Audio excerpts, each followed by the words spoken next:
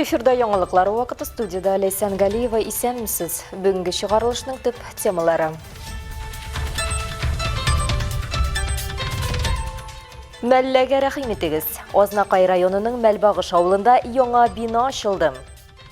Ярты еллык без монда булды һәм аны эшләп кенә эшлиләр. Бүген көндә менә нинди матур бина, бөтен шартлар бар.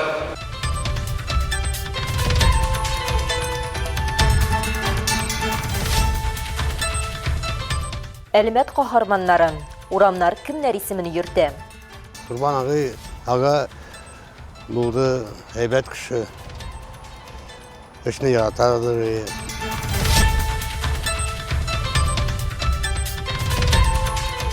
Иши спортчы.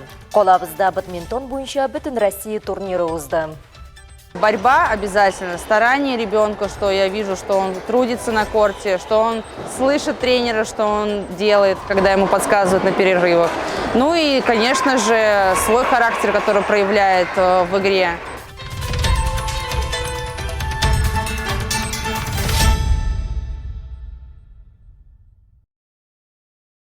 Азнакай районы Мәлбагыш авылында яңа иҗтимагый мәдәни киңлек ачылды. Аның исеме бу авылның елга исемен алган Мәллә дип атала. 1600 квадрат метрдан артык мәйданлы дөньядагы иң зур 3D басма объект һәм заманча усул белән ясалган Европаның иң бийек бинасы. Уникаль объектны ачу Татарстан Республикасы рәисе Рөстәм Миңнеханов, Татнефть компаниясе генераль директоры Наил Мәганов һәм башка мактаулы кунаклар катнашында узды. Ну что ж, коллеги, добрый день. Прежде всего, мы сейчас находимся в селе Мәлбагыш и открываем общественно-культурный центр «Милля». Мәлбагыш авылындагы ачылган Мәллә иҗтимагый мәдәни үзәк Татнефть компаниясенең уникаль проекты. Бу Россиядә экспертизадан узган беренче проект. Масса күләм мәгълүмат чаралары вәкилләре өчен ачылу алдыннан Татнефть компаниясенең социаль төзелеш проектлары җитәкчесе Алексей Деревянкин яңа объектка экскурсия үткәрде. Это холл, и за моей спиной библиотека, куда я вас приглашаю, так как библиотека – это сердце нашего объекта. Мәллә киңлеген проектлауның төп принципы – бер фундаментта, бер түбә астында гомуми инженер коммуникациялары белән функциональ блокларның синергиясе. Шулай итеп, бина мәдәни үзәк, китапханә, фельдшер-акушерлык пункты, почта белән авыл җирлеге администрациясе, спорт залы һәм янгын депосын берләштерә. Ярты еллык без монда булды һәм аны эшләп кенә эшлиләр. Бүген көндә менә нинди матур бина, бөтен шартлар бар. Рәхәтен үзегезгә күрергә насип булсын. Бик күп балалар менә монда, алалар. Килергә урыннарыбызда почта да бар, библиотека да бар, медпункт да бар, авыл советы да монда. Шуңа күрә игелекле бина булсын, рәхәтен үзегезгә күрергә насип булсын. Татнефтьнең проектка инвестициялары якынча 500 миллион сум тәшкил итә. Бинаны якыннан тикшергәндә кабыргалы диварларны күрергә мөмкин. Алар бер-берсенә салынган трубаларны хәтерләтә. Бу принтерлар ярдәмендә ясалган объектларның төп үзенчәлеге. Знали, что нужно, хотели, чтобы было красиво, хотели, чтобы люди в этих стенах будут творить, приходить сюда, чтобы у них появлялись только лучшие мысли. Дальше девчонки сделали, что могли. Остальное все зависит от нас. Всем удачи, здоровья. Татнефть Берләшкән Милләтләр оешмасының глобаль килешүендә катнашучы һәм һәр проектында ресурс эффектив һәм ESG технологияларга игътибар итә. Мәллә иҗтимагый үзәге төзелеше мондый карашның ачык мисалы булды. Мәллә иҗтимагый үзәге бинасын төзүдә 500 тоннага якын уникаль махсуслаштырылган 3D катнашма кулланылган һәм аның составын эшләүдә берьюлы Татнефть Биотех НПОның берничә эшләнмәсе сыналган. Ну, а самое главное, оно заявлено как самое высокое здание отпечатка. Һәм иң мөһиме, ул 3D принтерда басылган иң зур бина буларак игълан ителә. Бу теркәлгән мәгълүмат сертификатка кертелде һәм Россия рекордлар китабына кертеләчәк. Сертификат и будет внесено в книгу рекордов России. Проектта профессиональ төзүчеләр белән беррәттән Әлмәт политехник техникумы студентлары да катнашты. Алар Татнефтьнең белем вертикалы составына керде. 26 бала төзелеш 3D принтер операторларын әзерләү программасы буенча курс тәмамлап, яңа тармакның пионеры булды. Бүген Мәлбагышта һәм Түбән Якыйда 700-дән артык кеше яши. Күп функциялы үзәк барлыкка килүгә шиксез шат булган авыл халкы үзе дә тарихи мизгелгә шаһит булды. Халык моңа бик рәхмәтле. Халык моннан бик тәгълин дип әйтәмен дөрүшә әйткәндә. Авылларга игътибар дигән әйбер бар хөкүмәт тарафыннан. Бигрәк тә Татнефть тарафыннан соңгы елларда нык бит инде. Менә шушы карашның бер пишмагы менә шушында безнең шушы мәллә дигән яхшы мәдәни үзәк ачу. Беренче салынды шушы мәктәп, эксперимент мәктәп салды. Анасы садик салды. Менә шушы клубны. Авылга зур көч куялар ифтанниклар. Алсу Ахмаджанова, Рамиль Базартинов, Яңалыклар вакыты, Луч, Әлмәт компаниясе. Әкрәм Гарифуллин, Курбан Вәлиев, Әгъзам Вәлиханов, Изаил Зарипов, Самат Гатауллин һәм Үзбәк Саттаров. Әлеге якташларыбызның исемнәре ил тарихына алтын хәрефләр белән язылган. Бөек Ватан сугышы елларында фашизмны җиңүгә бәялә бетергесез өлеш керткән һәм сугыштан соңгы елларда нефть тармагында фидакар хезмәт иткән әлеге каһарманнар хөрмәтенә калабызда 5 урам һәм 1 проспектка аларның исеме бирелгән. Һәрберсенең кабатланмас тарихы турында Алсу Нуриева материалында.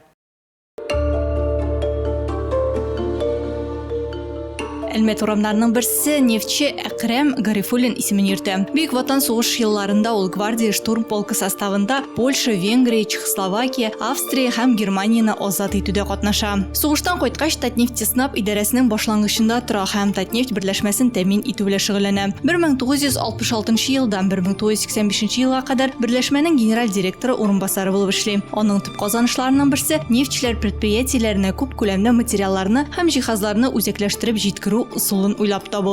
Төп эшчәнлеге белән бер рәттән ул Әлмәтне үстерүгә һәм төзекләндерүгә дә зур игътибар бирә. Тагын бер урам Курбан Вәлиев истәлегенә аталган. Аның хезмәт юлы Грозный шәһәрендә нефть сәнәгатендә башлана. Бөек Ватан сугышы башлангач фронтка китә. Каты яраланганнан соң туган якларына кайта. 1950 елда республикада беренче нефть чыгару мастеры сыйфатында Ромашкина скважиналарын кабул итә. Курбан Вәлиев бригадасы хезмәт җитештерүчәнлеген 5 тапкырга арттыра һәм иң прогрессив методларны үзләштерә. Ну, ал барды, үзе нигә нефтяные промыслы. Мин күрдем, тенде мин беренче тапкыр күрдем нефтьне. Курбан ага булды әйбәт кеше. Эшне яратадыр.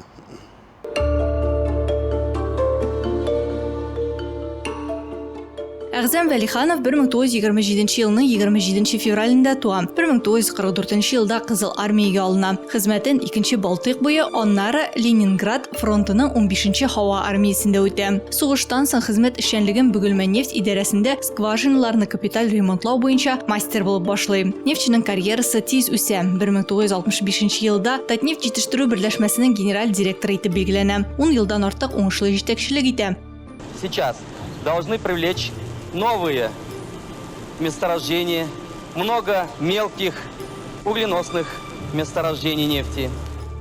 Вәлиханов исеме белән скважиналар бораулауның һәм нефть чыгаруны арттыруның күп яңа ысуллары бәйле. Нәкъ менә шулар ярдәмендә Татарстан нефтьчеләре күләм һәм темп буенча кара алтын чыгару буенча беренчелектән калышмый.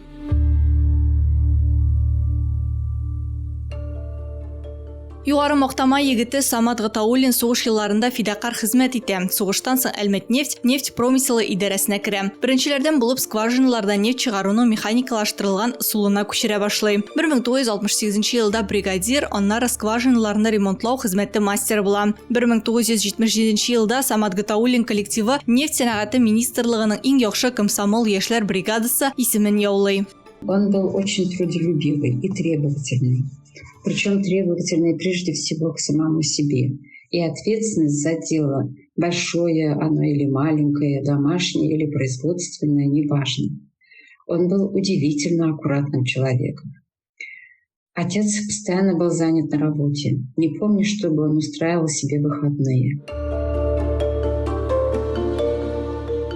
Donliqli neftçilərinin tağın birisi Uzbek Sattarov. Birinci Ukrayna fronti sastavında Polsha, Vengriya, Avstriya, Germaniyani ozod etüdə qatnaşqan soğuşçu 1952 yıldan turmuşun Tatneft bilan bəyli. 1965 yılda ulu indi Tatneft birləşməsi general direktor orunbasarı. Uzbek Sattarov neft ham qazni jiyu transportlaw, əzərləw texnikası ham texnologiyaları boyunca fənni xizmətlər avtori. 15 uylab bu avtori 13 patenti var. 2005 yılda Zapatные Ворота mikrorayonunda İzail Zaripov ismi bilan atalgan yangi prospekt borliqqa keldi. 1944 yıldan ul 7 yıl Moskva ostida artilleriya askarlarında xizmat etdi. Germaniyani jenggan shu medal bilan bo'laklandi. Demobilizatsiyadan so'ng Tatneftning Brovlov brigadlarında ishlaydi. 1953 yılda İzail obi brovlovchilarning xizmati ham neftchilarning turmush turida jerli gazeta ham radio uchun yozmalar yoza boshlaydi. Ul birinchi bo'lib yozmalarida so'g'ish yillarida brovlovchi xotin-qizlarning xizmati temasini ko'tardi. Лениногорскта урнашкан Татар нефти музеем булдыру инициаторы була. Он прожил с ними бок о бок. Он писал про них 40 лет. Все книги отца были посвящены труду нефтяников. Папа летописец нефтяной индустрии. И главным героем его книг был труд нефтяников. Труд с большой буквы. Именно нефтяников, рабочих, руководителей. Olsun Nuriyeva, Олег Павлов, Яңалыклар вакыты, Луч Әлмәт телекомпаниясе. Әлмәттә Акбарс канат кубогына бадминтон буенча бөтен Россия турниры узды. Анда Россиянең 6 төбәгеннән 300-дән артык спортчы катнашты. Бадминтон буенча ярышлар турында тулырак безнең корреспондент материалында. Турнир тарихы 2018 елда башлана. Ул вакытта ул Әлмәт Open дип атала. 2024 елдан ул Акбарс кубогы канатлар исемен йөртә. Хочу сказать, что бадминтон активно развивается и в России, и в Татарстане. Количество занимающихся растет. Бадминтон динамик спорт түрі. Ул сәламәтлекне ныгыту, координацияны үстерү, реакция тизлеге һәм чыдамлылык өчен файдалы. Уенның төп максаты баланы шилтәр аша ату, көндәшенә аны чагылырга мөмкинлек бирмәү. Турнирны оештыручылар әйтүенчә, бадминтон соңгы елларда популяр спорт төрләре арасында ныклы урын яулаган. У нас уже прошел взрослый турнир, где участвовали 18 и старше спортсмены. Бездә өлкәннәр турниры узды. Анда 18 яшьтән узган спортчылар катнашты. Ә хәзер яшүсмерләр турниры уза. Биредә 11, 15, 17 һәм 19 яшькә кадәр. Биредә Мәскәү, Башкортстан, Татарстан, Амур өлкәсе, Чуваш республикасы һәм Самар өлкәсе кебек төбәкләр спортчылары катнаша. Чувашская республика, Самарская область. Турнирга Казаннан гына да төрле яшьтәге 25 спортчы килде. Алар арасында Глеб Черкесов та бар. Спортчы бу спортта 8-нче ел. Шул вакыт аралыгында аның җиңүләре дә күп булган. Нужно быть лучшим в своем регионе, чтобы брать на соревнования. Интересно, настрой, выиграть. Казаннан килгән тренер-укытучы Оксана Донцова әйтүенчә, турнирда тизлеге, көче булган балалар үз осталыкларын күрсәтә. Монда психологик чыдамлыктан, үзгәрүче шартларда тиз яраклаша белү дә мөһим ди ул. Борьба обязательно. Көрәш булырга тиеш, баланың тырышлыгы, мин баланың кортта эшләвен күрергә тиеш. Тәнәфесләрдә тренер киңәш биргәндә ишетергә кирәк. Һичшиксез ул уенда күрсәткән характерда. Конечно же, свой характер, который проявляет в игре. Бадминтон буенча Акбарс канатлар кубогы өчен 3 көнлек бөтен Россия турнирының бүген финал этабы узды. Анда иң яхшы спортчылар ачыкланды. Алсу Ахмаджанова, Рафаэль Сафин, Яңалыклар вакыты, Луч Әлмәт телекомпаниясе. Иртәгә Әлмәтнең 3500 укучысы өчен соңгы кыңгырау яңгыраячак. Быел шәһәр һәм район мәктәпләреннән 852 11 һәм 2669 9 сыйныф укучысы чыгарыла. Бу атнада алар өчен җаваплы чор башланды. Дәүләт имтиханнарын тапшыру. 9 сыйныф укучылары чит телләр буенча язма имтиханны инде 21 майда ук бирде. Кичә исә телдән бирелә торган имтихан үтте. Бүген укучылар тарих, әдәбият һәм химия буенча бердәм дәүләт имтиханын бирделәр. Иртәгә чыгарылыш сыйныф укучыларының соңгы кыңгырау бәйрәме. Бу уңайдан Әлмәт мәктәпләрендә куркынычсызлык чаралары көчәйтеләчәк. Бәйрәм алдыннан барлык мәктәпләрдә кинологлар тарафыннан шикле предметларны ачыклау максатыннан җентекләп тикшереләчәк. Бәйрәм көнендә мәктәп территорияләрендә Эчке эшләр министрлыгы һәм шәһәр һәм районның җәмәгать тәртибе отрядлары көче белән хокук тәртибен саклау оештырылачак. Мәктәп территориясенә укучыларның ата-аналары бәйрәмгә алдан гариза биреп һәм шәхесне раслаучы документлар булганда гына керә алачак. Шунсын да искәртеп узыйк, гомум шәһәр чыгарылыш кичәсе 28 июньгә планлаштырылган. Халыкара музейлар күненә багышланган музейлар төне акциясенә ознакайлылар да кушылды. Бүген районда 60-га якын музей исәпләнә. Алар эшчәнлекнең төп проблемалары турында фикер алышып, инновацион алымнар кертү юллары һәм перспективалар өстендә эш алып баралар. Шәһәрнең төбәкне өйрәнү музеенда өлкәннәр өчен дә, балалар өчен дә мавыктыргыч чаралар белән баетылган программа әзерләнгән иде. Аның максаты бу көнне музейны бар җәмәгатьчелек җыела торган урынга әйләндерү һәм шәһәр халкының да, кунакларының да ялын файдалы үткәрү ярдәм итү. Ел сайын уздырыла торган мондый чаралар быел да зур оешканлык белән үтте. Очрашуларда Азнакай районының музей һәм музей почмаклары җитәкчеләре, мәдәният хезмәткәрләре, укытучылар, укучылар, шәһәрдә яшәүчеләр катнашты. Күпләр биредә оештырылган күргәзмәләр белән кызыксынды. Монда кул эше осталары үзләренең иҗат җимешләрен тәкъдим иттеләр. Картиналар, сувенирлар, бизәнү әйберләре, тәм-том барысы да кулдан эшләнгән. Теләүчеләр өчен сатып алу мөмкинлеге дә булды. Балалар өчен дә махсус осталык дәресләре, интерактив уеннар әзерләнгән иде. Музейлар төне ул көн үткәрелә 18 майда, музей хезмәткәрләре көне. Шул уңайдан без ел сайын традицион рәвештә үзебезнең ишегебезне, музей ишегебезне ачабыз. Кичке вакытка кадәр, сәгать 10-га кадәр мәсәлән бүген. Һәм инде музейда безнең эшләп килә хәзерге вакытта мастер-класслар, яңа выставкабыз бар, международная выставка России, Африка дип атала, выставка детских работ. Һәм инде шулай ук кичке экскурсия булачак. Районда музейлар бу юнәлештә актив эш алып баралар. Аларның төп функциясе бу җирлектә яшәгән ата-бабаларның тарихын киләчәк буыннарга җиткерү, район тормышы, үткәне һәм яшәеше буенча тарихи мәгълүмат туплау. Илмира Шәрифуллина, Рөстәм Әкбаров, яңалыклар вакыты, Луч Әлмәт телекомпаниясе. Бүгенге шулар иде. Мин Ләйсән Галиева һәм монтаж операторы Динара Гайнетдинова сезнең белән сау булашабыз. Исән сау булыгыз.